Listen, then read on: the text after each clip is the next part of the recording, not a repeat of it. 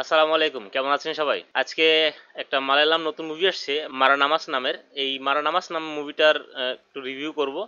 এটা একটা dark comedy thriller film. Malayalam ইন্ডাস্ট্রিতে যে ধরনের ক্রাইম থ্রিলার হয় সেই ধরনের ক্রাইম থ্রিলার না, এটা একটা কমেডি ক্রাইম থ্রিলার। অর্থাৎ এখানে একজন সিরিয়াল কিলার আছেন যাকে বানানা সিরিয়াল কিলার বলে, বানানা কিলার বলে। অর্থাৎ সে বয়স্ক লোকজনদের মার্ডার করে।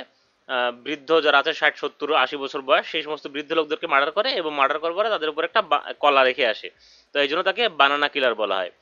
এইটা হচ্ছে গিয়ে বাসিল জোসেফের স্টারার একটা ফিল্ম। বাসিল জোসেফের যত ফিল্মগুলো দেখছি না কেন লাস্ট রিসেন্ট টাইমের, যেমন শোকসুমার দার্শিনী কিংবা জয় জয় জয় হে, পোনম্যান, এই এই সমস্ত মুভিগুলো কিন্তু বেশ সুপারহিট ছবি। এইগুলো সবগুলো কিন্তু ভালো ব্যবসা করেছে মালায়ালাম ইন্ডাস্ট্রিতে, এবং হিন্দি ডাব হওয়ার পরেও অন্যান্য ইন্ডাস্ট্রিতে কিন্তু ভালো ব্যবসা করেছে। তবে সেই মুভিগুলো যদি আপনি কম্পেয়ার করেন তাহলে এটা একটু ডিফারেন্ট মুভি।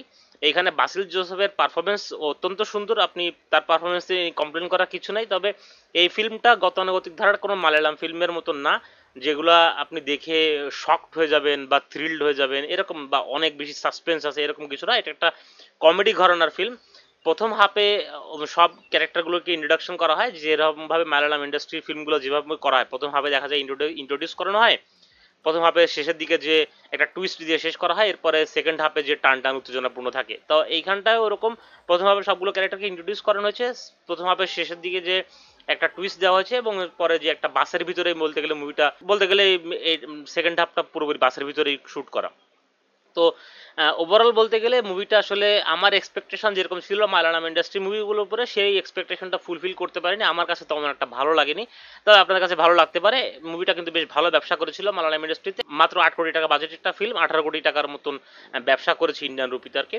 তো সেই দিক থেকে বিবেচনা করলে মুভিটা বেশ পছন্দনীয় হয়েছে তাদের দর্শকের কাছে। তবে আমার কাছে খুব বেশিটা ভালো লাগেনি। আপনারা যদি মালায়ালাম ইন্ডাস্ট্রি ফিল্ম পছন্দ করে থাকেন, ক্রাইম থ্রিলার ফিল্মের সাথে সাথে যদি কমেডি পছন্দ করে থাকেন, তাহলে আপনারা এই ফিল্মটা দেখতে পারেন। এটা আমি ইন এভারেজ আপনাদের কাছে ওয়ান টাইম ওয়াচ হিসেবে রিকমেন্ড করতেছি। যারা দেখেননি এখনো মুভিটা তারা অবশ্যই দেখবেন, আর যারা দেখেছেন তারা কমেন্ট করে আমাকে জানাবেন যে মুভিটা কেমন লেগেছে আপনাদের কাছে। এই ছিল মালায়ালামাস মুভিটা নিয়ে আমার অপিনিয়ন। তো ভালো থাকবেন সবাই, দেখা হবে পরবর্তী ভিডিওতে।